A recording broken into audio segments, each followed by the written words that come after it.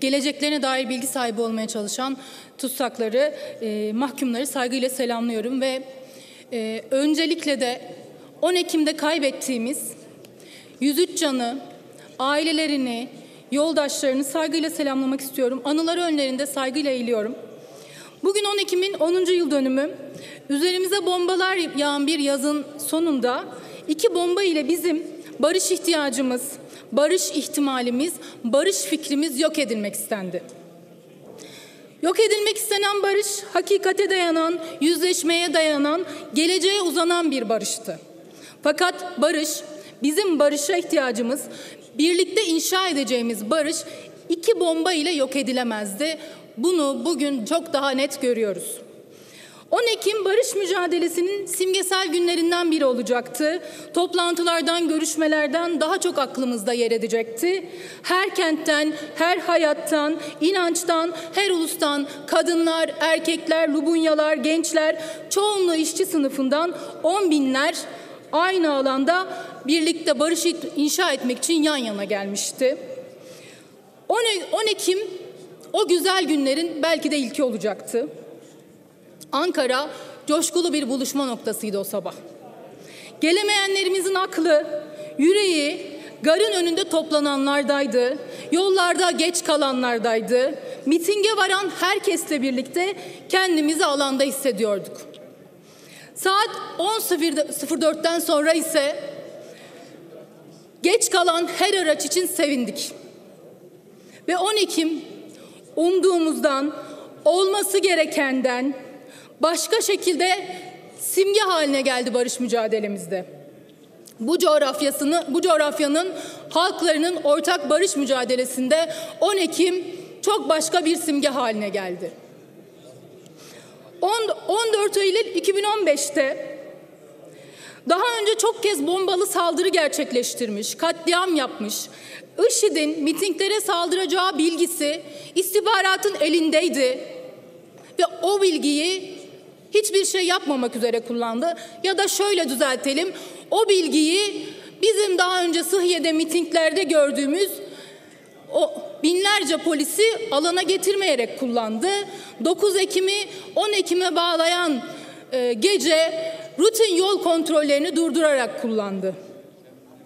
Alanın güvenliği tertip komitesinin aldığı güvenlikle sınırlandırıldı.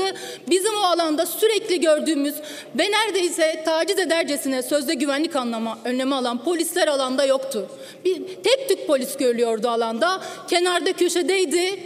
Sivil polisler dahi halkın arasına karışmaya çalışmıyordu. Yani istihbarat elindeki bilgiyi böyle kullandı. Yetmedi. Yaralılara, can kurtarmaya çalışanlara biber gazıyla saldırıldı. Kim saldırdı? Polis saldırdı. Kimin emriyle?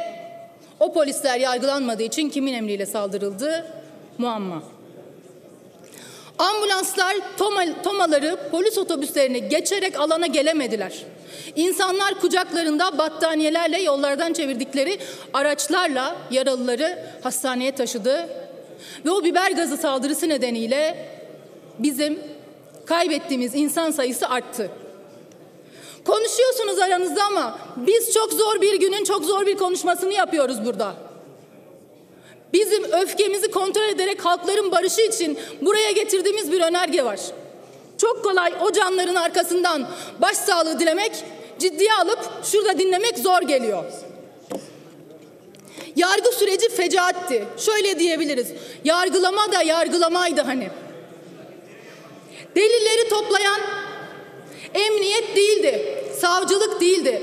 10 Ekim avukatları dosya dolaştılar. En ince ayrıntının peşine koştular.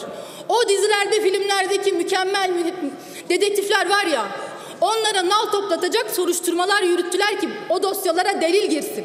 Birileri yargılansın. Ama ne oldu? Örneğin IŞİD'le Elman Ekici insanlığa karşı işlenen suç yönünden beraat ettirildi. Yani IŞİD insanlığa karşı suç işlememiş sayıldı. Yani zaman aşımı uygulanması engellendi. Yani IŞİD suçlarının üzerine örtülmesi için yeni bir gerekçe üretildi. Fakat bizim barış ve adalet mücadelemiz mahkeme salonlarıyla sınırlı değil. Hafızamız bununla sınırlı değil.